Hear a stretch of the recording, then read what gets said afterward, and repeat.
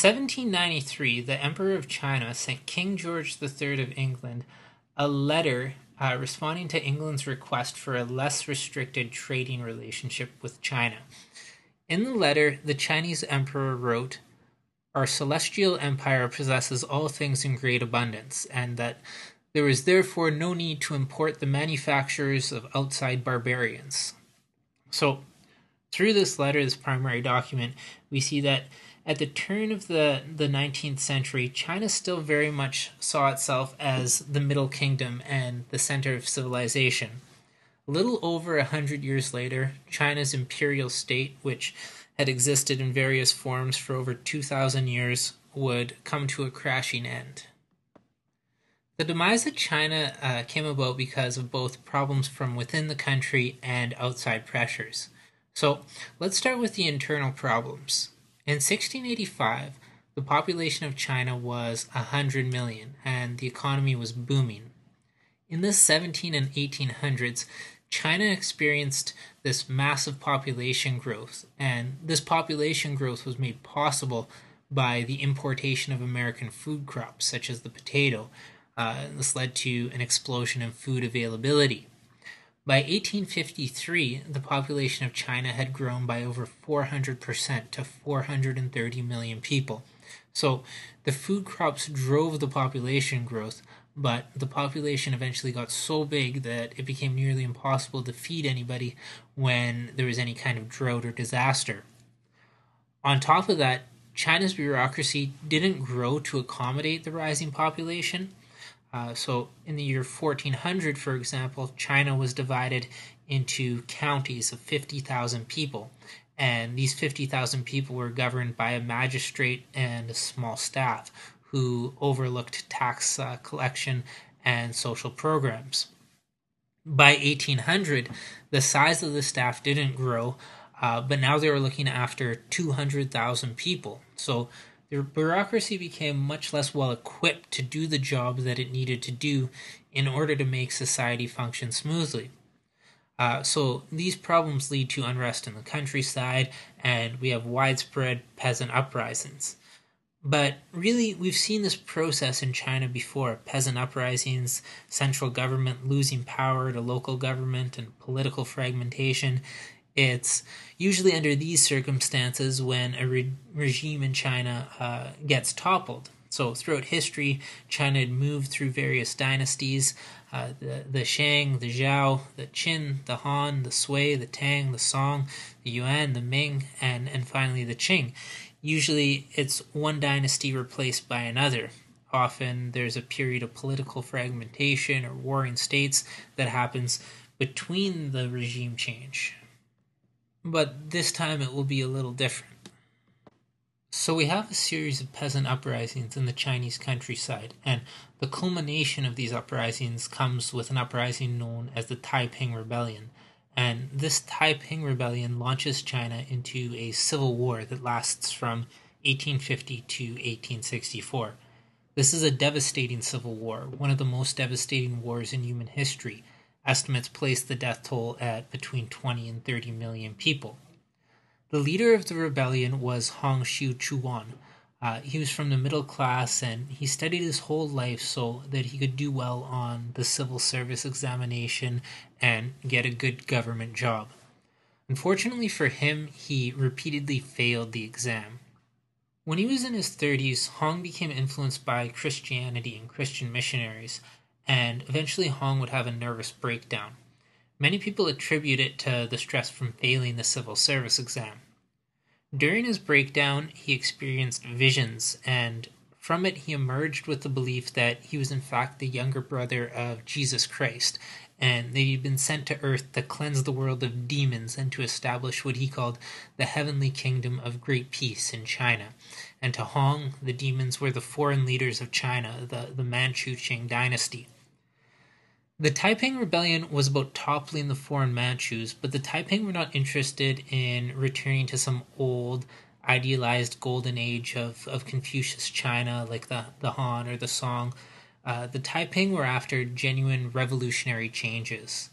Among the changes demanded by the Taiping, they called for the abolition of private property, the redistribution of land, total equality of men and women, the end of foot binding, the end of prostitution, the end of opium smoking. On top of this, they wanted large-scale Western reforms and industrialization. At their most powerful, the Taipings controlled much of southern China and were able to establish a capital at Nanking in 1853. The Taiping Rebellion was eventually crushed, and it was unsuccessful for two main reasons. The first was the Taiping were never really willing to ally themselves with other rebel groups against the Qing. Second, maybe more importantly, the Qing dynasty was getting support from the West. When the Taipings first started ruling, some European powers were thinking, hey, this is great. We're having a Christian revolution in China. But once they started to learn a little bit about their rebellion, their attitude changed a bit. So this guy Hong is saying that he's the younger brother of Jesus, and he wants to eliminate private property and redistribute land. So this wasn't good. These were very dangerous ideas for the West. So European countries funneled support to the Qing that eventually let them crush the rebellion. For their part, the West had invested interest in Qing rule. They didn't want things to change, and the fact that Europe could stop regime change in China just demonstrates that the global balance of power had shifted to the West. Leading up to the Taiping Rebellion, Great Britain fought and won a war against China in the name of free trade. The key to the war was the right to sell the drug opium. Opium is a highly addictive drug that came to China in the 8th century, and it was first brought by Arab traders and was first available only in small quantities in society. Britain began to smuggle opium, large quantities of opium, into China, essentially flood the Chinese markets with the highly addictive drug, and this created huge social problems in China. So for their part, Britain grew opium in their colonies in India and brought it over to China to trade. And in the 19th century, Britain just began to pump opium into the country, and this was a problem for Chinese authorities for a number of reasons. First, it was creating a society with millions and millions of drug addicts, and the drug was really being used by people from all spectrums of society, from laborers to farmers, students, government officials. It was throughout social classes. Opium was the drug of choice. Secondly, it was weakening the economy. There's a massive outflow of silver to pay for all the opium. And finally, opium was illegal in China, and the fact that it was so readily available everywhere showed the Chinese people that the Qing government was weak. Maybe the government wasn't all as powerful as they tried to project themselves to be. So in 1836, there was this extended debate in the Chinese court over whether or not to legalize the drug. Legalization would at least solve the third problem, and China could tax it more efficiently. After the lengthy debate, the Chinese emperor decided that he was going to follow the path of suppression, that he wasn't going to legalize it, he was just going to crack down harder on it. And he appointed Lin Jie-shu, a man who is considered an uncorruptible government official, to lead the Chinese war on drugs. And this guy, Lin, he meant business when it came to fighting opium. So he's a total hardliner. Chinese people caught with opium faced the death penalty. He seized and destroyed 3 million pounds of opium. And the British were horrified by this. They're asking, who does this guy think he is? You have to understand that opium was very profitable for the British merchants. So the British were resolved to teach the Chinese a lesson about the merits of free trade. All this, you want to keep in mind that opium was illegal in Great Britain at the time, but they were fighting a war, or prepared to fight a war against China for the right to sell it in China.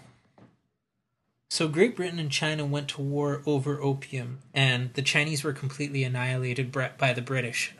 And the British forced them to sign the Treaty of Nanking in 1842. The treaty was written by Great Britain and essentially made China a dependent of Great Britain.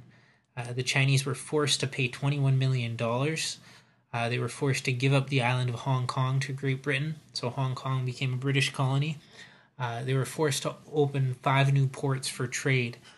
They were forced to lower the taxes charged to Great Britain for trading. And perhaps most jarring, people from Great Britain were granted the right to live in China under the laws of their own country. So a British person living in China was only subject to British laws and not Chinese laws. So the Treaty of Nanking was the first in a series of unequal treaties that China was forced to sign with Western powers. By the end of the 1800s, Western countries and Japan and Russia had each carved out their own territories in China where they were allowed to trade, where they owned many of the natural resources, and where they were allowed to set up military bases. So China really became just a collection of semi-colonies. So the internal crisis of peasant uprisings, such as the Civil War brought on by the Taiping Rebellion, and the external crisis, the confrontation from the West and the Opium War, turned China, that was once the proud Middle Kingdom, into just another dependent of Europe. The Qing dynasty would remain in power, but in a weakened state, and they had to cooperate with the West. The Qing did make some efforts to bring China up to speed with the West. In the 1860s and 1870s, China attempted to rejuvenate the dynasty by going back to traditional Confucian principles while pursuing a policy of cautious borrowing from the West. Collectively, the program of limited borrowing from the West was called self-strengthening. But westernization, even cautious westernization, was also met with a lot of opposition in China. One of the main reasons for this opposition is that rural landlords in China held a lot of power, and these landlords viewed urban development and industrialization as something that would ultimately undermine their privileged position in society. And near the turn of the 20th century, there was a lot of resentment growing against the West. An anti-Western movement erupted in northern China known as the Boxer Rebellion. This was led by a group that called themselves the Society of Righteous and Harmonious Fists. The Boxer Rebellion targeted Europeans and Chinese Christians. They destroyed foreign embassies in Beijing. Both European powers and the Japanese occupied China to put down the Boxer Rebellion. So at this point, it's clear that the Qing were simply figureheads in China, and that China wasn't really an independent nation. Now when we have these rebellions that are coming, the Taiping Uprising, the Boxer Rebellion, it's foreign powers that are coming and protecting the Qing, propping up the Qing. By the 1890s, a lot of Chinese were looking for an alternative path, and instead of looking to the past, many of these people were now looking towards Western sciences, technology, political practices that were more democratic, and we see the emergence of Chinese nationalism. And we'll be exploring this just looking ahead to Unit 5. 1911 is going to be the end of the Qing dynasty and the establishment of the Republic of China. So no longer a imperial dynasty ruling, but the creation of a Chinese nation state. And this is going to launch China into a long period of political turmoil. In 1949, we have the establishment of the People's Republic of China, or Communist China, the state that exists today.